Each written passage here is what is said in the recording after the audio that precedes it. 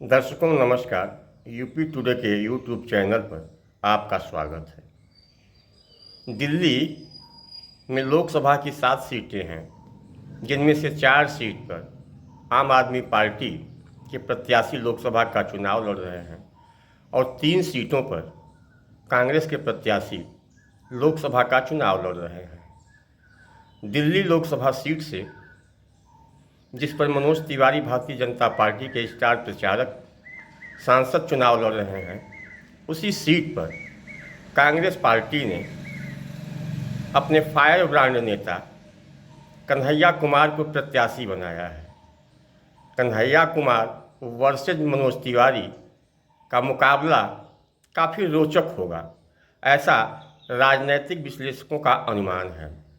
इन्हीं परिस्थितियों में अपने आप को कांग्रेस के द्वारा लोकसभा का प्रत्याशी बनाए जाने पर कन्हैया कुमार का एक वीडियो बहुत तेज़ी से सोशल मीडिया पर वायरल हो रहा है। आइए हम अपने दर्शकों तक उस वायरल वीडियो को पहुंचाने का प्रयास कर रहे हैं। हाँ, आप वीडियो देखें, अच्छा लगे तो लाइक, कमेंट, शेयर अवश्य करें। हाँ, एक निवेदन और है, यदि अभी तक आपने यूपी टुडे के यूट्यूब चैनल को सब्सक्राइब नहीं किया है तो आज ही यूपी टुडे के यूट्यूब चैनल को सब्सक्राइब करें, बेल आइकन को दबाएं। धन्यवाद।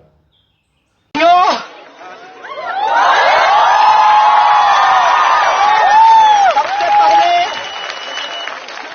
मैं आप तमाम लोग सबसे पहले मैं जेएनयू के तमाम लोगों को, चाहे वो स्टूडेंट हो, चाहे वो कर्मचारी हो, चाहे वो टीचर हो, चाहे वो सिक्योरिटी गार्ड हो, हम चाहे वो दुकानदार हो या दुकान में काम करने वाले मजदूर हो, मैं तमाम लोगों को अपना क्रांतिकारी इस्तकबाल करता हूं।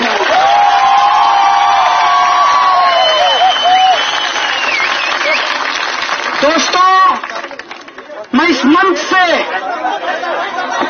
आप तमाम स्टूडेंट के बिहाफ पर जेएनयू इंस्टीट्यूट प्रेसिडेंट होने के नाते मैं पूरे देश के लोगों को यहां मौजूद मीडिया चैनल के माध्यम से उनको धन्यवाद देना चाहता हूं, उनको अपना सलाम पेश करना चाहता हूं। दोस्तों, मैं धन्यवाद करना चाहता हूं पूरी दुनिया के वो तमाम लोग, चाहे वो एकेडमिशियन हो, चाहे वो स्टूडेंट हो, स्टैंड विद जेएनयू के साथ वो स्टैंड किए हैं, इसलिए हम उनका साथ ही साथ वो तमाम लोग, चाहे वो मीडिया के लोग हो, चाहे वो सिविल सोसाइटी के लोग हो, चाहे वो पॉलिटिकल लोग हो, चाहे वो नॉन पॉलिटिकल लोग हो, वो तमाम लोग आज जो इस जेएनयू को बचाने की लड़ाई के साथ खड़े हैं, जो रोहित वेमुला को न्याय दिलाने के लिए खड़े हैं, उनको मैं लाल सलाम पेश करता हूं, उनको धन्यवाद देना चाहता हूं। और मैं विशेष रूप से धन्यवाद देना चाहता हूं इस देश के बड़े बड़े महानुभाव जो पार्लियामेंट में बैठकर क्या सही है, क्या गलत है, इसको वो तय करने का दावा कर रहे हैं। उनको धन्यवाद, उनकी पुलिस को धन्यवाद, और मीडिया के उन चैनलों को भी धन्यवाद देना चाहता हूं। हमारे यहाँ एक कहावत है, कि बदनाम हुए तो क्या हुआ, नाम नहीं हुआ।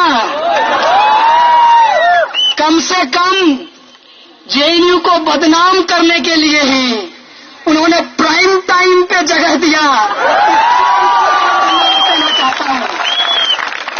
किसी के प्रति कोई नफरत नहीं है, खास करके एबीवीपी के प्रति तो कोई भी नफरत नहीं है।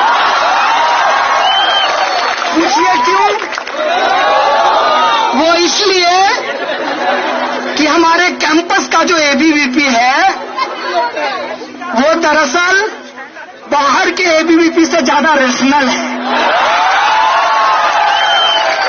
और मैं कहना चाहता हूं वो सारे लोग जो अपने आप को राजनीतिक विद्वान समझते हैं, तो एक बार पिछला प्रेसिडेंशियल डिबेट का जो हालत हुआ है एबीवीपी के कैंडिडेट का, उसका वीडियो देख लीजिए साहब।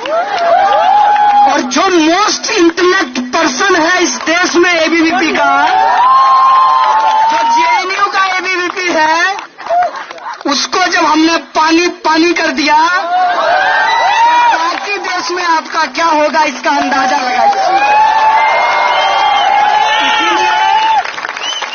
एबीवीपी के प्रति कोई दुर्भावना नहीं है, क्योंकि हम लोग सच में लोकतांत्रिक लोग हैं।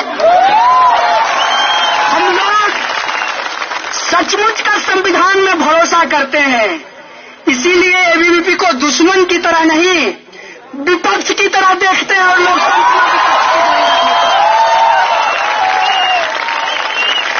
ऐ मेरे दोस्त, मैं तुम्हारा विच हंटिंग नहीं करूंगा, क्योंकि शिकार भी उसका किया जाता है जो शिकार करने के लायक है। और मुझे लगता है कि ये जो तमाम प्रक्रिया हुई है, मैं पहली बार कसम से, ये उस कहावत की तरह नहीं है कि सावन में पैदा हुआ और भादों का बाढ़ देखकर कहा हो कि इसी बाढ़ नहीं देखी। सच में कह रहा हूं, जेएनयू ने जो दिखाया है, जेएनयू जिस तरीके से खड़ा हुआ है इस देश के अंदर, सही को सही और गलत को गलत कहने के लिए, हम जेएनयू को सैल्यूट करना चाहते हैं। और मजेदार बात यह है कि ये स्पॉन्टेनियस है, और ये बात मैं इसलिए कह रहा हूं क्योंकि उनका सब कुछ प्लान्ड था, हमारा सब कुछ स्पॉन्टेनियस है। इस देश के संविधान में, इस देश के कानून में और इस देश की न्याय प्रक्रिया में भरोसा है।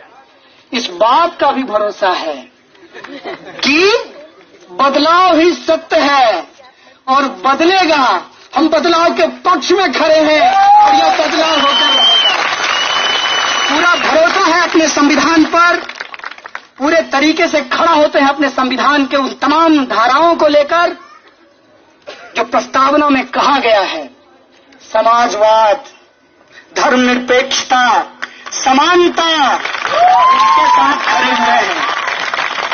सवाल पूछ रहा था, मैं कहना चाहता हूं कि मैं आज भाषण नहीं दूंगा, आज मैं सिर्फ अपना अनुभव आपको बताऊंगा,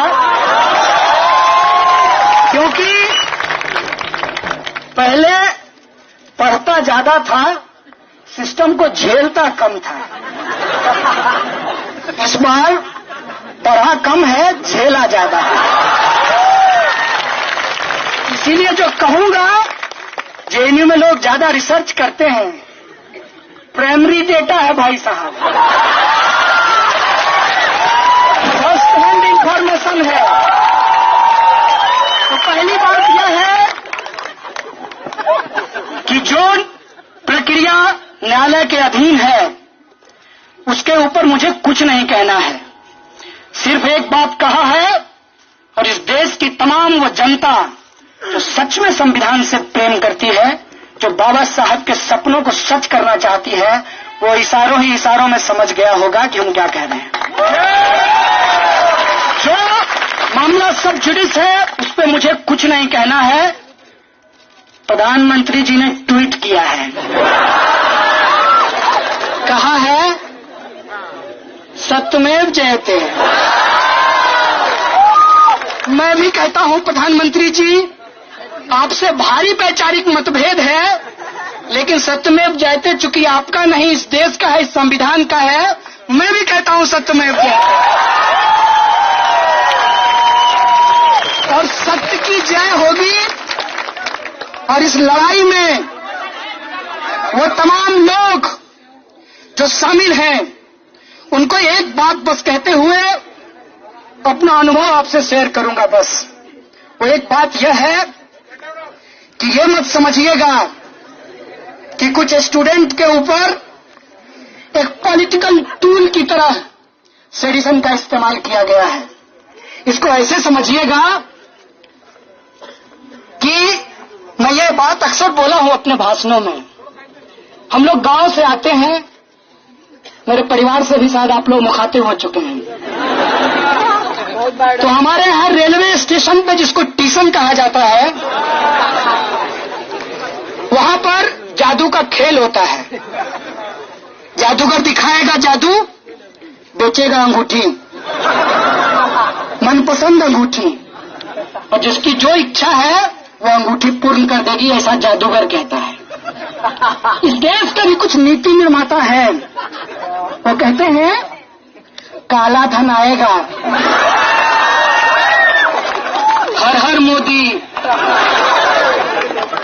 महंगाई कम होगी, बहुत हो गई, सही मत सही है, अब की बार ले आइए, सबका साथ सबका विकास। वो सारे जुमले आज लोगों के जहन में हैं। हालांकि हम भारतीय लोग भूलते जल्दी हैं, लेकिन इस बार का तमाशा इतना बड़ा है कि भूल नहीं पा रहे हैं। तो कोशिश ये है कि उन जुमलों को भुला दिया जाए, और ये जुमलेबाज कर रहे हैं। और उसको कैसे भुलाया जाए? तो ऐसा करो, इस देश के तमाम जो रिसर्च फेलो हैं उनका फेलोशिप बंद कर दो। लोग क्या करने लगेंगे? कहेंगे फेलोशिप दे दीजिए, फेलोशिप दे दीजिए। फिर कहेंगे कि अच्छा ठीक है, जो 5,000 और 8,000 देता था वही कंटिन्यू रहेगा।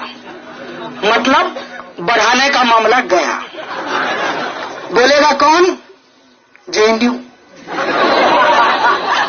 तो जब आपको गालियां पड़ रही है, चिंता मत कीजिएगा, जो कमाए हैं वही खा रहे हैं आप लोग। इस देश में जो जन विरोधी सरकार है, उस जन विरोधी सरकार के खिलाफ बोलेंगे तो उनका साइबर सेल क्या करेगा? वो डॉक्टर्ड वीडियो भेजेगा आपको, वो आपको गालियां भेजेगा, और वो गिनेगा कि आपके डस्टबिन में कितना कॉन्डोम है। लेकिन ये बहुत गंभीर समय है, इसीलिए इस गंभीर समय में हम लोगों को गंभीरता से कुछ सोचने की जरूरत है कि जेएनयू पे हमला एक नियोजित हमला है, इस बात को आप समझिए।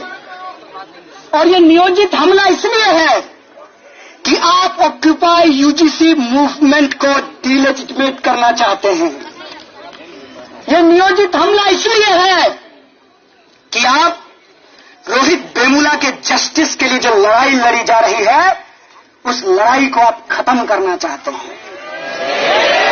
आप जेएनयू का मुद्दा इसलिए प्राइम टाइम पे चला रहे हैं माननीय एक्स-आरएसएस, क्योंकि आप इस देश के लोगों को भुला देना चाहते हैं कि मौजूदा प्रधानमंत्री ने 15 लाख रुपया उनके अकाउंट में आने की बात कही थी। लेकिन एक बात मैं आपको कह देना चाहता हूं, तो जेएनयू के लोगों को भुला देना भी आसान नहीं है। आप अगर चाहते हैं कि हम भुला देंगे, तो हम आपको बार बार याद करा देना चाहते हैं कि इस देश की सत्ता ने जब जब अत्याचार किया है, जेएनयू से एक बुलंद आवाज आई है, और हम उसी को दोहरा रहे हैं, और हम सत्ता को याद करा रहे हैं कि तुम हमारी लड़ाई को डाइल्यूट नहीं कर सकते हो। क्या कह रहे हैं? एक तरफ देश के सीमाओं पे नौजवान मर रहे हैं, मैं सैल्यूट करना चाहता हूं उनको जो लोग सीमा पे मर रहे हैं। मेरा एक सवाल है, जेल में मैंने एक बात सीखी है, कि जब लड़ाई विचारधारा की हो तो व्यक्ति को बिना मतलब का पब्लिसिटी नहीं देना चाहिए।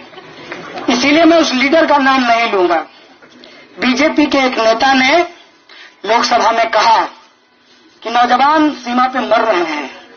मैं पूछना चाहता हूं कि वो आपका भाई है या फिर इस देश के अंदर जो करोड़ों किसान आत्महत्या कर रहे हैं, जो रोटी उगाते हैं हमारे लिए और उन नौजवानों के लिए जो उस नौजवान के पिता भी हैं, उसके बारे में तुम क्या कहना चाहते हो? वो उस देश के शहीद नहीं। ये सवाल हम पूछना चाहते हैं। ये सवाल पूछना चाहते हैं कि जो किसान खेत में काम करता है, मेरा बाप, मेरा ही भाई फौज में भी जाता है और वही मरता है, और तुम ये बाइनरी बना करके देश के अंदर एक झूठा डिबेट मत खड़ा करो। जो देश के लिए मरते हैं, देश के अंदर भी मरते हैं, देश की सीमा पर भी मरते हैं। हमारा सवाल है कि तुम पार्लियामेंट में खड़ा होकर किसके खिलाफ राजनीति कर रहे हो? वो जो मर रहे हैं उनकी जिम्मेवारी कौन लेगा? लड़ने वाले लोग जिम्मेवार नहीं हैं, लड़ाने वाले लोग जिम्मेवार हैं। और एक कविता की एक पंक्ति मुझे याद आ रही है, शांति नहीं तब तक जब तक सुख भाग न सबका सम होगा। नर का सम है, इसलिए मैंने जेएनयू में जेंडर सेंसिटिव होते हुए सबका कर दिया है। शांति नहीं तब तक जब तक सुख भाग न सबका सम होगा, नहीं किसी को बहुत अधिक और नहीं किसी को कम होगा। इसीलिए युद्ध के लिए जिम्मेवार कौन है? कौन लड़ाता है लोगों को? कैसे मर रहे हैं मेरे पिताजी और कैसे मर रहा है मेरा भाई? हम पूछना चाहते हैं ये बाइनरी बनाने वाले प्राइम टाइम के दो टकिए स्पीकरों से।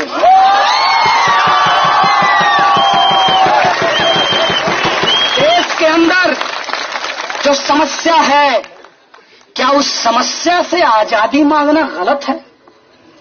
ये क्या कहते हैं, किससे आजादी मांग रहे हो?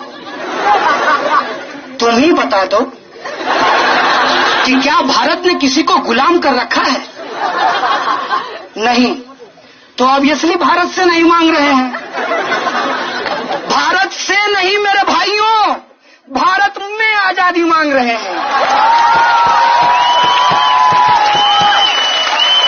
और से और में फर्क होता है।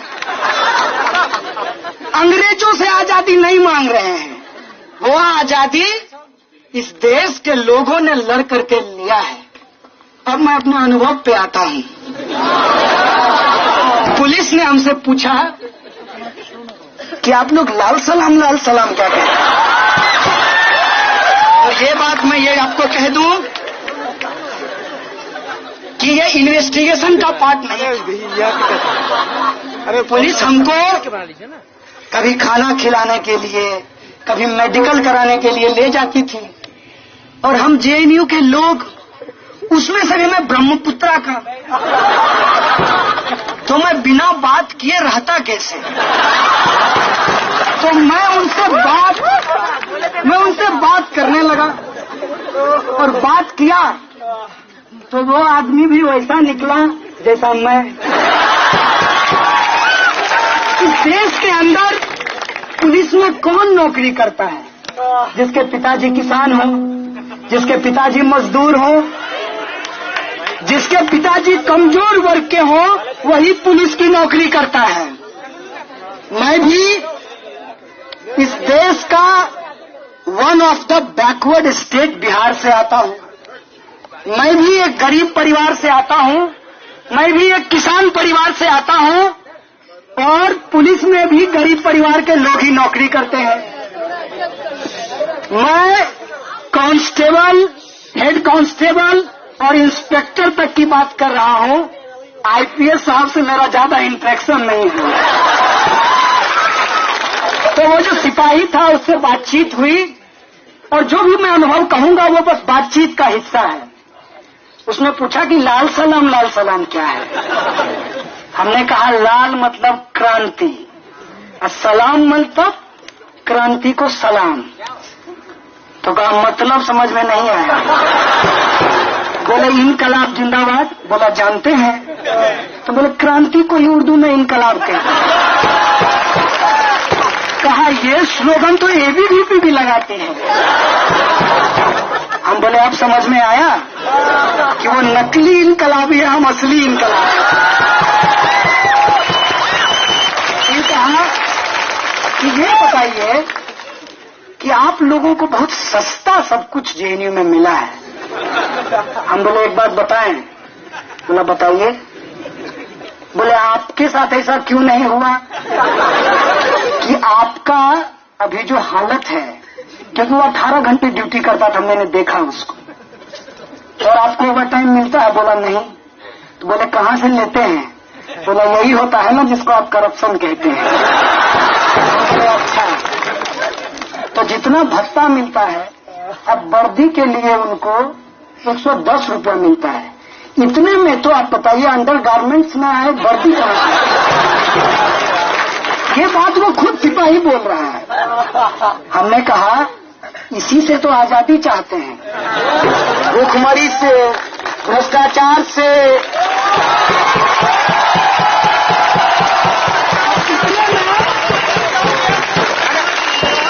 इतने में हरियाणा में एक आंदोलन शुरू हो गया, और आप सब लोग जानते हैं कि दिल्ली पुलिस में ज्यादातर लोग हरियाणा से आते हैं। मैं उनको बहुत सैल्यूट करता हूं क्योंकि वो लोग बहुत मेहनती लोग होते हैं। तो हमने कहा ये आरक्षण, बोला जातिवाद बहुत खराब है। हम बोले इसी जातिवाद से तो आजादी चाहते हैं जिसके बोला इसमें तो कोई गलत नहीं है, इसमें तो कोई देशद्रोह नहीं है।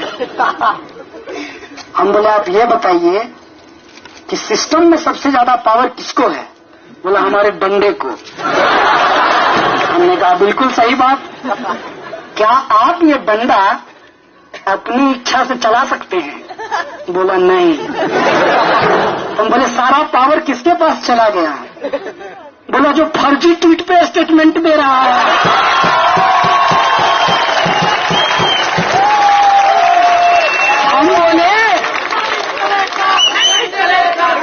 हम बोले हम इसी फर्जी ट्वीट करने वाले जो संघी लोग हैं उनसे आजादी चाहते हैं। बोला सच कहें दोस्त, अब ऐसा लगता है कि हम और तुम एक साथ खड़े हैं।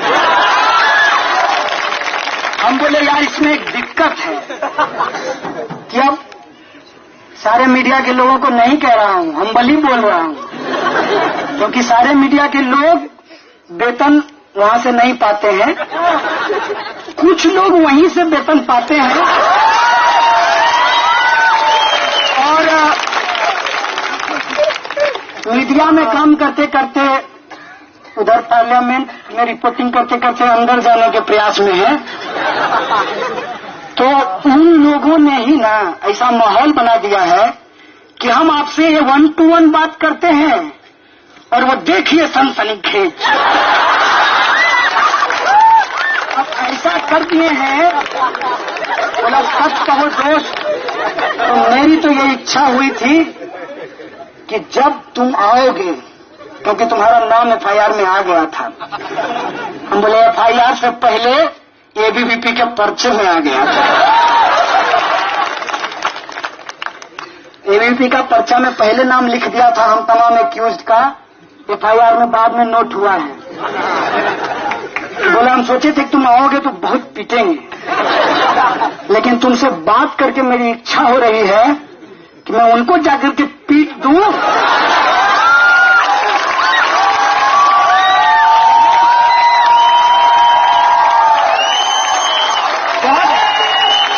बहुत गंभीर बात कहा है उसने, और मैं इस पे ध्यान दिलाना चाहता हूं मीडिया के माध्यम से पूरे मुल्क के लोगों को। तो सिपाही ने, जो मेरी तरह एक आम परिवार का लड़का है, जो मेरी तरह पीएचडी वो भी करना चाहता था, लेकिन उसको जेएनयू नहीं मिला, जो मेरी तरह इस देश की व्यवस्था को समझकर लड़ाई को लड़ना चाहता था, साक्षर और शिक्षित का फर्क समझना चाहता था, आज पुलिस की नौकरी कर रहा है। यहां जेएनयू खड़ा होता है कि जेएनयू के आवाज को दबाना चाहते हैं कि एक कमजोर आदमी पीएचडी ना कर सके, क्योंकि शिक्षा जो बेची जा रही है वहां पे लाखों रुपया देने के लिए उसके पास फीस नहीं होगा, इसलिए वो पीएचडी नहीं करेगा। इसलिए आप जेएनयू को बंद करेंगे। आप बंद करना चाहते हैं उन तमाम आवाज को जो यूनाइट हो सकता है, चाहे वो सीमा पे खड़ा हो, चाहे खेत में अपनी जान दे रहा हो, या जेएनयू में आजादी के लिए संघर्ष कर रहा हो। आप उस आवाज को मिलने नहीं देना चाहते हैं। और मैं आपको कहना चाहता हूं कि बाबा साहब ने कहा था कि राजनीतिक लोकतंत्र से काम नहीं चलेगा, हम सामाजिक लोकतंत्र स्थापित करेंगे। इसीलिए हम बार बार संविधान की बात करते हैं। और लेनिन ने कहा है democracy is indispensable to socialism. इसीलिए हम डेमोक्रेसी की बात करते हैं, इसीलिए हम फ्रीडम ऑफ एक्सप्रेशन की बात करते हैं, इसीलिए हम इक्वलिटी की बात करते हैं, हम इसीलिए सोशलिज्म की बात करते हैं कि एक चपरासी का बेटा और एक राष्ट्रपति का बेटा एक स्कूल में पढ़ाई कर सके।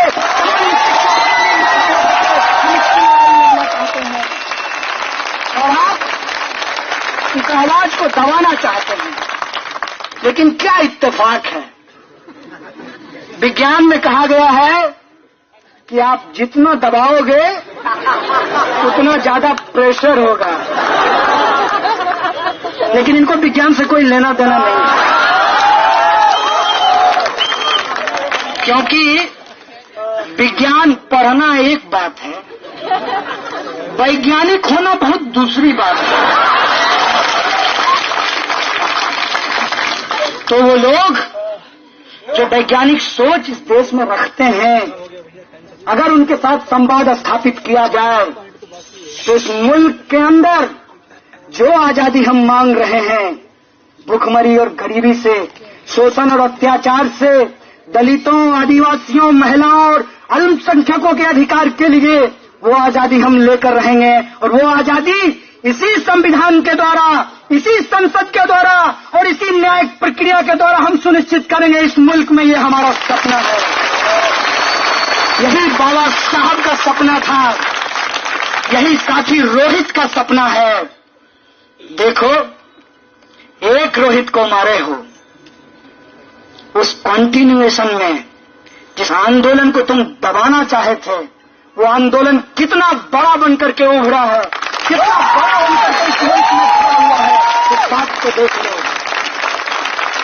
एक बात और है, अपने जेल के अनुभव से कहना चाहता हूं कि हम जेएनयू के लोग, और ये मेरा सेल्फ क्रिटिसिज्म है, अगर आप लोगों को भी अपना सेल्फ क्रिटिसिज्म लगे, इसको मानिएगा जरूर।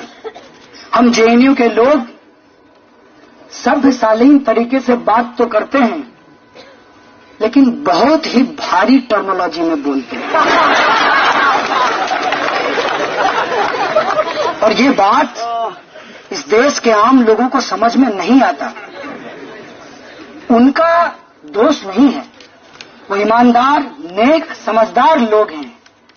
आप ही उनके लेवल पे लाकर के चीजों को नहीं रखते हैं। और उनके पास पहुंचता क्या है? उनके पास पहुंचता है, जल्दी फॉरवर्ड करो, मनोकामना पूरा होगा। जो जल्दी फॉरवर्ड करो, मनोकामना पूरा होगा, ज्यादा से ज्यादा ग्रुप में भेज दो। अब नो मोर देखते हैं, OLX पे बेचते हैं। ये जो बेचने की मानसिकता बनाई गई है इस देश के अंदर, उसके साथ हमको संवाद स्थापित करना है। और मैं जेल के अनुभव से कहना चाहता हूं कि मुझे जेल में 2 बाउल मिला, एक का कलर कटोरी, एक का कलर ब्लू था और दूसरे का कलर लाल था। देखकर बार बार ये सोच रहा था कि मुझे डेस्टिनी पे तो कोई भरोसा नहीं है, भगवान को भी नहीं जानते हैं, लेकिन कुछ अच्छा इस देश में होने वाला है कि एक साथ लाल और ब्लू कटोरी है एक प्लेट में, और वो प्लेट मुझे भारत की तरह दिख रहा था मुझे अम्बेडकराइट मूवमेंट लग रहा था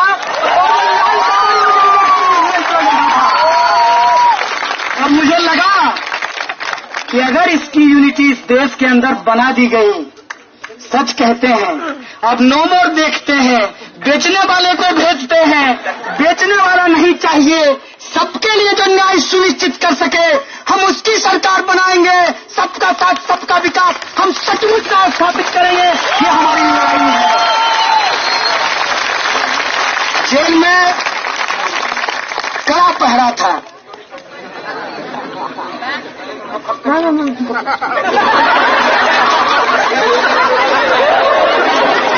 लाए हैं आपके लिए चना लेकर आए हैं। और एक कहावत है, जब तक जेल में चना रहेगा आना जाना लगा रहेगा। हालांकि बहुत देर हो गया है जेएनयू के लिए, बहुत दिनों के बाद जेएनयू के स्टूडेंट को जेल भेजा गया है, काफी लंबे समय के बाद, क्योंकि काफी लंबे